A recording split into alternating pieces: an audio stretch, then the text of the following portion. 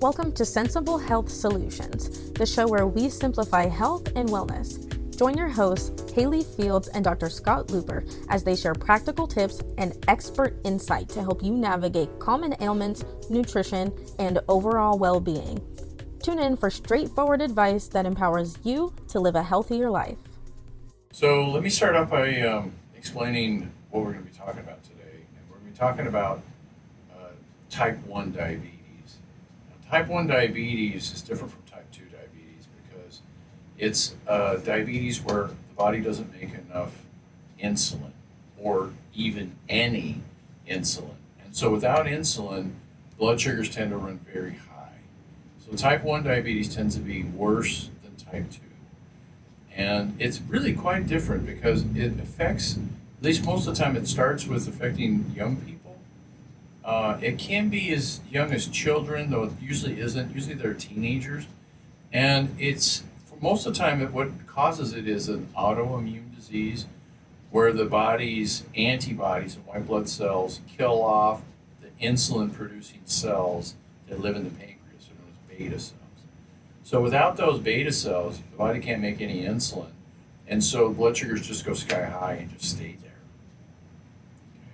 So people with type 1 diabetes, if it's not caught, really have short lives because the wreck and ruin that's caused by high blood sugars is much worse with people with the type 1 diabetes. Now, not everybody who's on insulin is a type 1 diabetic.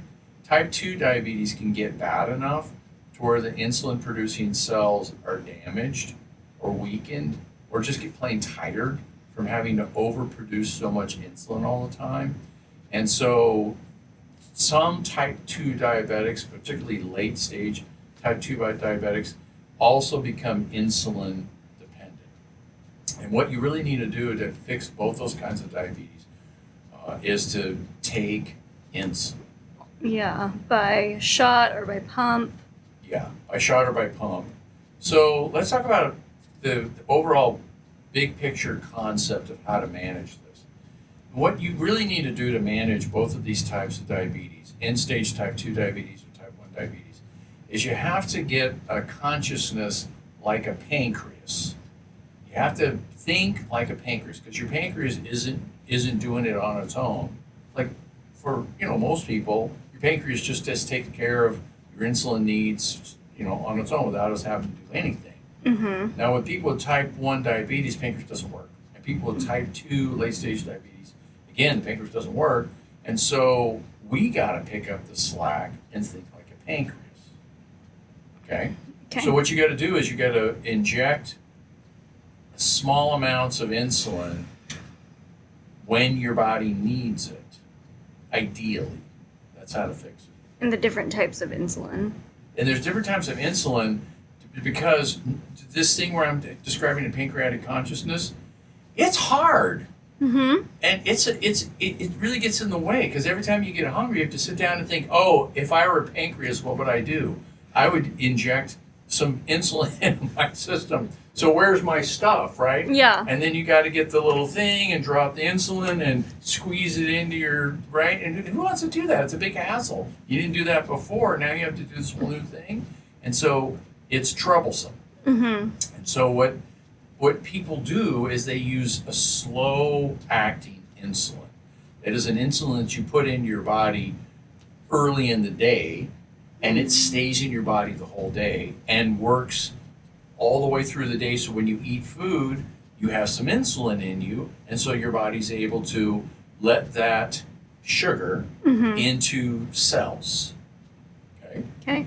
Except for it doesn't work very well when you only do one shot insulin a day. It's poor. The results are poor. The blood sugar control is poor. Blood sugars tend to skyrocket high. So they and then do just kind of drift down. the long-lasting insulin, and then they do a short-acting insulin before the meal.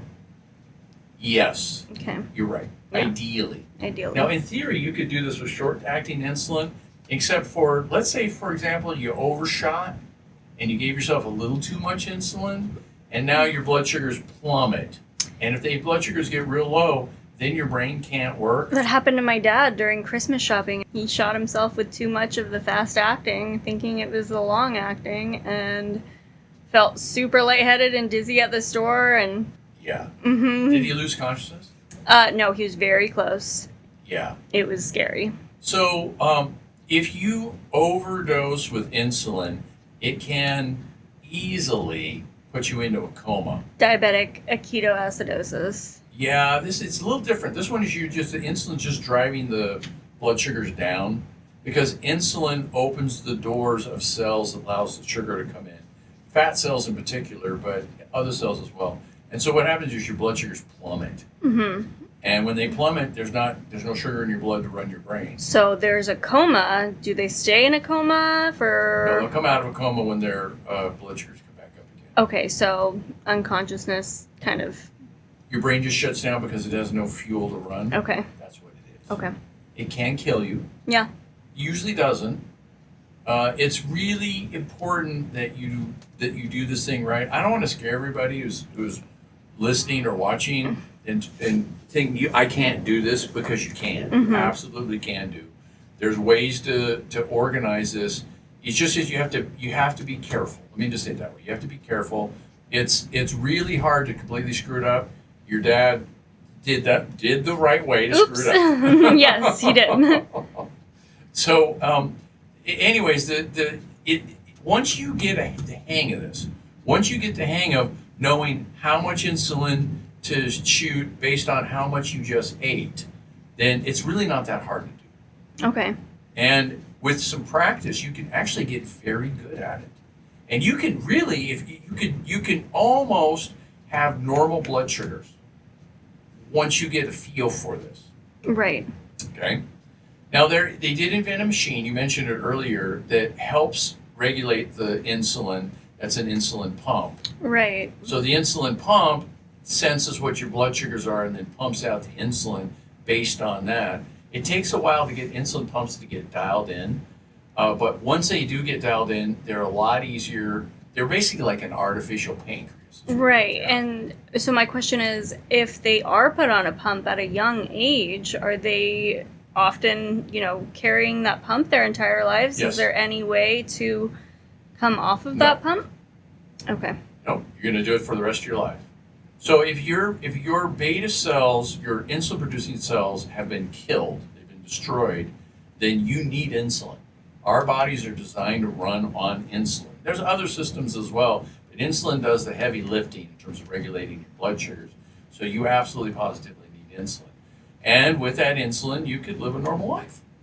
But you just have to be careful to get the insulin levels appropriate to what the carbohydrate load is on any particular meal. Now, the thing that gets it even a little more tricky is that if you exercise, that'll lower your blood sugars and make it harder to gauge. If you get excited and nervous or frightened or something like that, then your blood sugars are going to go up and you're going to need more insulin. So there's this fine-tuning thing that takes a while to get the hang of. Yeah. Okay? It's doable. It's doable, but you have to be an organized person. You have to, really, the way to do it is you write down what you eat. Yeah. You write down what your insulin levels that you used, and you use a continuous glucose monitor to be able to figure out exactly what your blood sugars are. And then you can look for the patterns. Sure. And then anticipate the patterns. Let me give you an example. There's a fairly straightforward pattern where your blood sugars go up in the morning. It's known as the dawn effect. It happens enough that it has a name. Right, and that's your body preparing itself for the day of activity and hunting and gathering and... Yep. So if you don't have insulin, it doesn't mean you don't have the other hormones that help regulate blood sugars. There's a hormone that makes blood sugars go up. There's a hormone that makes blood sugars go down, several in fact. The one that makes it go up is cortisol. And so your body uses cortisol to wake you up in the morning. And so when you wake up, because cortisols are going up, your blood sugars also come up. And so it's normal. It's a normal thing to see. It's confusing though, because you think, well, if I eat something that makes my blood sugars go up, and if I don't eat anything, then my blood sugars are going to stay low. No, that's not true. The cortisol, independent of whether you eat anything or not, can get your blood sugars to come up.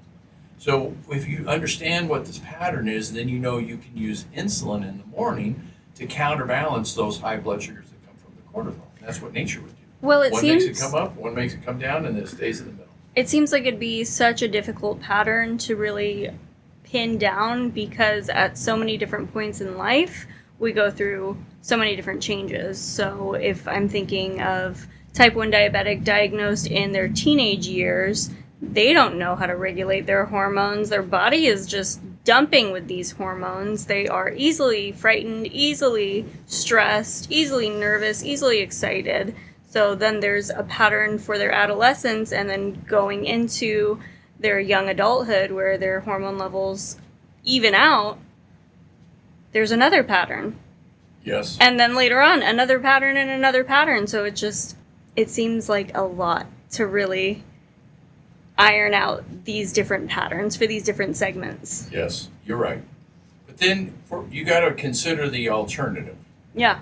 Which is to die. Absolutely. Right? Yeah.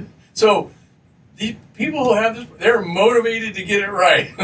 And they should be. Mm-hmm. Really. Mm-hmm. And it pays to get it right because you live better and you feel better and you function better and you have just whole life runs better by paying attention, noticing what the patterns are, and then anticipating what the needs of the body are to have insulin. Remember I said the ultimate consciousness is you have to think like a pancreas. Sure. For this problem. That's really what the trick is. And so what you're going to have to do is you're going to have to practice and you're going to have to think about it and you're going to have to mull over the patterns that you know already to know, okay, it's Friday. This is the day I'm excited about that thing we're doing tonight. And as I know my blood sugars are going to tend to run higher. So I'm going to do an extra unit or two of insulin to be able to bring it down. Yeah. Or controversially, like knowing that you have a scheduled exercise, knowing that today is the day where I go biking, or today is the day that I have volleyball or soccer, and then taking insulin according to the activity that you have planned for that day. Less insulin. Less. Because if you're going to exercise, you're going to burn some of that in. The blood sugar's off by doing the exercise, so your need for insulin is going to go down lower. Okay. Okay? Now, what we've talked about so far is what is the most important part of this thing, but it's not the whole story. Because if you eat foods that are high in sugar, then it's going to make your job a lot harder. Mm-hmm. Because the blood sugars are going to go up higher, and they're just the time and trouble to manage your blood sugars that are shooting up and crashing down and shooting up and crashing down is really hard. The whole system has a momentum on its own, and it makes it, the harder it is, the worse your control is, the harder it is to control it. Right. The better your control is, the easier it is to control it. So it turns out that type 1 diabetics have the same problems as type 2 diabetics in that they have to eat foods to keep their blood sugars balanced. Mm-hmm. And so the things that we talked about in the previous show about eating protein with every meal, living mostly on fruits and vegetables, veggies, right? yep. And then having very small amounts of carbohydrates in the forms that are slowest to release their sugars, basically whole grains, is a better way to do it. Complex carbs. Complex carbs, exactly. Yeah. So Yeah. you're eating complex carbs, and you're getting protein with every meal, and you have a diet that's very high in fiber. So basically, if you got diabetes, you need to not only find your inner pancreas, you also have to find your inner caveman. Because I just described a caveman diet. Yeah.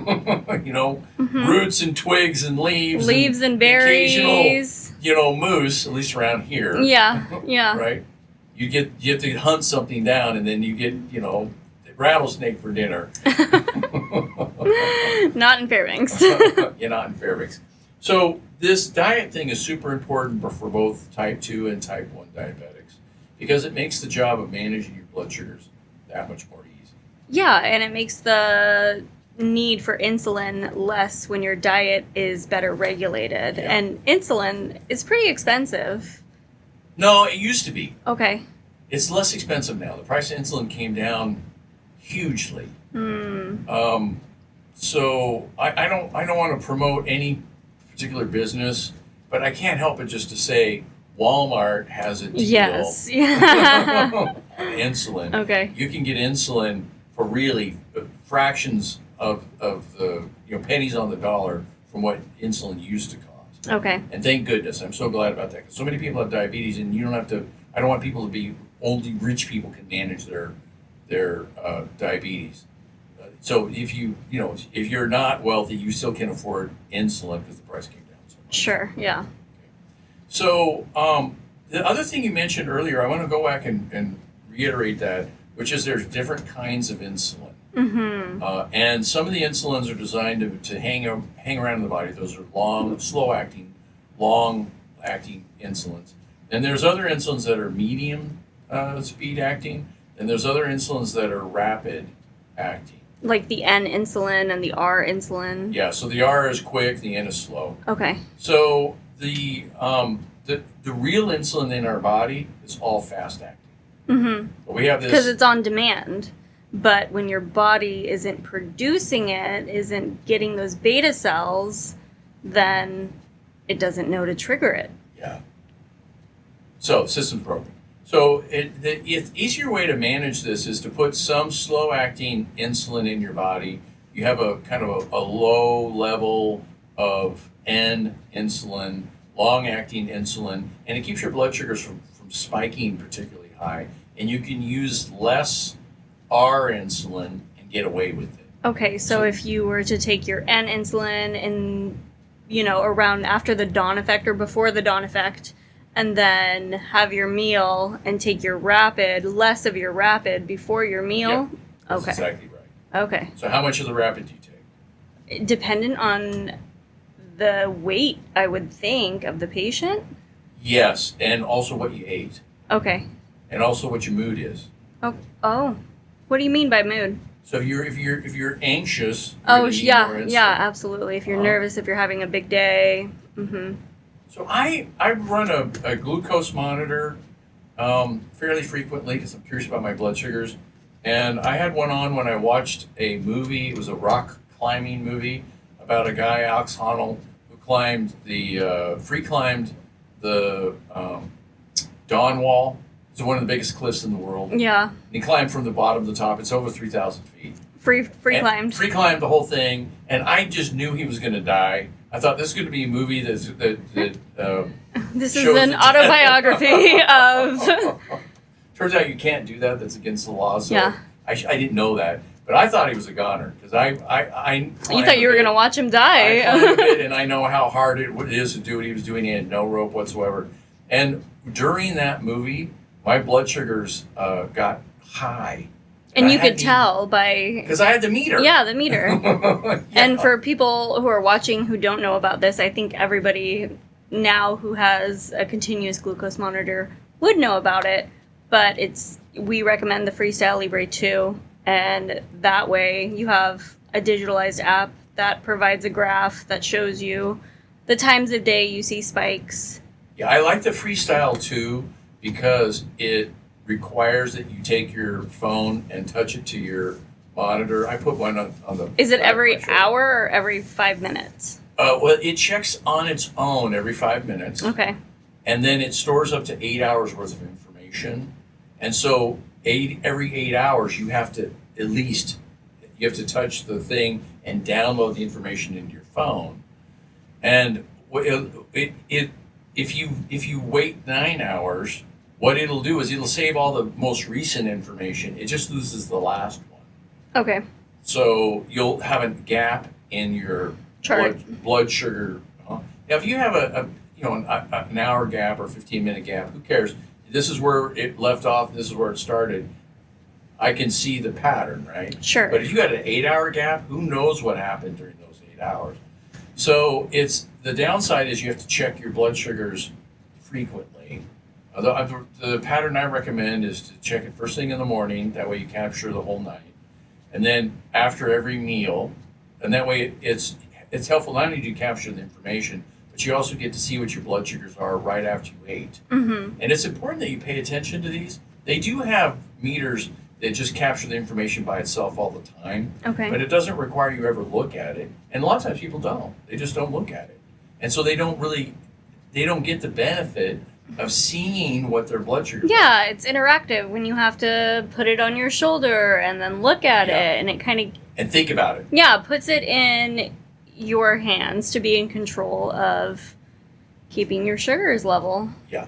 So again, you have to have a pancreatic consciousness. So the pancreas has got to know what your blood sugars are, and then it's got to make a guess as to how much insulin you need. Mm-hmm. And your pancreas is guessing. I mean, it doesn't know exactly. So your pancreas, in and of itself, is just giving a squirt and putting some out there and seeing what happens. If it over squirts, your blood sugars drop, and it has to release cortisol to bring it up. If it under squirts, your blood sugars stay high, and you suffer the ravages of having high blood sugars, which is really what's happening with diabetes. The system's breaking. Yeah. The pancreas can't keep up with the body's demands or the diet's demands, and so it doesn't work right. And so, even if you don't have type 1 diabetes or late-stage type 2 diabetes, you still got to think about your blood sugars and keep them square, because if you don't, you end up suffering from that. And I don't want to go through the list of suffering. We did that on the previous show and the previous show before that, and I think maybe the symptomology we've covered. Bad things happen when your blood sugars go high. Let's just keep it like that. So anyways, you can use different kinds of insulin and kind of layer them on one another to get your blood sugars to stay balanced and have it be easier. But here's the other thing that's super important. If you don't have a regular pattern to your life, it makes it much, much harder. I'd say impossible to be able to manage your blood sugars. Because if you don't know what you're going to eat random stuff, one day you have eat what yogurt, you the can next day you have get. waffles. It's really hard to figure out how to get your blood sugars to square out. Yeah, so you kind of have to have a consistent diet. You have to have a meal plan for the week. You have to first go through the process of learning what your body can tolerate, and then you have to regiment it to just eating that. And then kind of go outside of those bounds to like different cousin foods that are similar, Yes. but they're similar. They get the same kind of effect. Right. Eating one of these as opposed to eating one of those, you're going to get the same kind of blood sugar effect. Right. So I would think like whole grain, and then substitute it with like a sweet potato or something. Yeah. Another they're variety of the complex carb. Yeah. Another slow carb. Yes. And then you can replace one slow carb for another slow carb. And same with protein. Interchangeable. Yeah, the thing that's funny about this, though, is that people are different. Some people have a very strong reaction to potatoes. Mm-hmm. And potatoes make their blood sugars go up higher than they would for other people. And like on the other side, some people are super sensitive to grains. And some grains will make their blood sugar go up than others. And different kinds of grains. Mm-hmm. Some people are sensitive to corn, some people are sensitive to rice, some people are sensitive to wheat, and it's different for different people. Mm-hmm. So what you want to do is you want to learn what your pattern is, Mm-hmm. and then adapt to it, and then know how much insulin you need to do to eat a particular food. And if the foods are really bad, just don't eat them. Yeah. Just take them out of your diet. You're not required to eat every single thing. So you can live perfectly well, for example, with rice. Now, rice is a great food. I love rice. It's got a lot of nutrition in it, except for sticky rice turns out to be the most blood sugar raising substance on the planet. I mean, more than just eating sugar out of the sugar bowl. White rice, would you say? Yes. It's the sticky kind. Okay. They mix a teeny little bit of sugar in it and put a little vinegar in it, and they makes a ball. Mm-hmm. And so you can eat it with chopsticks. Yep. This is normal rice. Sushi rice. Yeah. Yeah, it's sticky, and that makes it harder to keep your blood sugars even, because the sticky rice has a greater effect on blood sugar control, a greater effect on losing that control, rather, greater effect on raising your blood sugars, so it's harder to control it than regular rice or potatoes. So it turns out the kinds of foods you eat are also important. Most of our conversation has been about insulin and getting some sort of system set up for insulin. But part of this system has got to be food.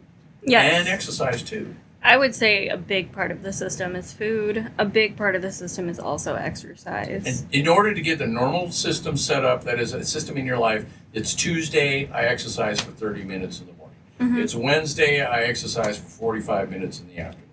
You know what to expect. This is a normal thing. And so your body knows when to produce the insulin, or if it's your body can. So for type 2 diabetics, can they get a better life by doing that? type 1 diabetics and late stage type 2 diabetics can learn their own pattern and know I need 10 units of R because it's Wednesday at 5 o'clock. Yeah. This is what every Wednesday at 5 o'clock, I need 10 units of R. Because I'm doing the same thing that I did the previous Wednesday, the previous Wednesday, the previous Wednesday. You get a pattern in your life and you learn to recognize how much insulin that you need.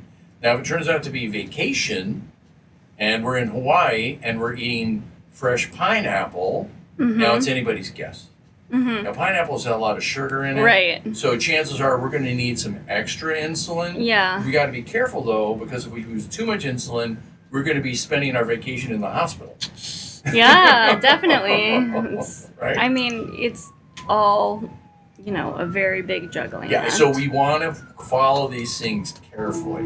It's less dangerous to have your blood sugars go high than it is to have them go low in the short run. Because high people don't go to the hospital. People with low blood sugars, those are the ones who go to the hospital because you're dizzy. And are at risk for coma. Yeah, and not only short of coma, you're at risk for falling down, tripping over your own feet, and whacking your head on something. Yeah. Like what your dad did, right? Yeah. So there's other dangers involved with this as well. So it's better if you're going to err on the side of caution is to let your blood sugars go a little bit higher. But then the game is, how do I keep my blood sugars the most normal it can be? How do I get my glycosylated hemoglobin, my A1C, to be as normal as possible? And this is interesting. It illustrates an interesting point about managing your life. It turns out that the better you manage your blood sugars, the fewer side effects you have. The fewer, things like neuropathy or blindness or kidney failure, all that stuff. And that stands to reason, right? Better your blood sugar control, the better your control over the side effects of having high blood sugars. To a point, it turns out that people who manage their blood sugars the best have more problems, health problems, than people who manage their blood sugars slightly less. Now, I'll give you the numbers. So if people don't manage their blood sugars at all, they have all kinds of problems. People who manage them better, they have less problems. So there's a graph. Here's 0. This is going to be great for the people on the radio, right? I'm sorry. Yeah. Here's 0, and here's my hand's really high above 0. This is problems. As my hand goes along and goes to 20% and 40% and 60%, the problems come down. See that? Yeah. And then as you get to 90%, it gets at its lowest. And then when you go to 100%, the problems go back up again. Is that a part of the hormetic effect? People who have 100% intense control have more problems than people at 90% control. More problems. Why? Because only people who are crazy can do 100%. Normal people don't. Now, we want to strive. So they have all the other symptomology from being crazy. Yeah, from the high cortisol, high stress, high strung. Exactly. All those things. Okay. The whole thing.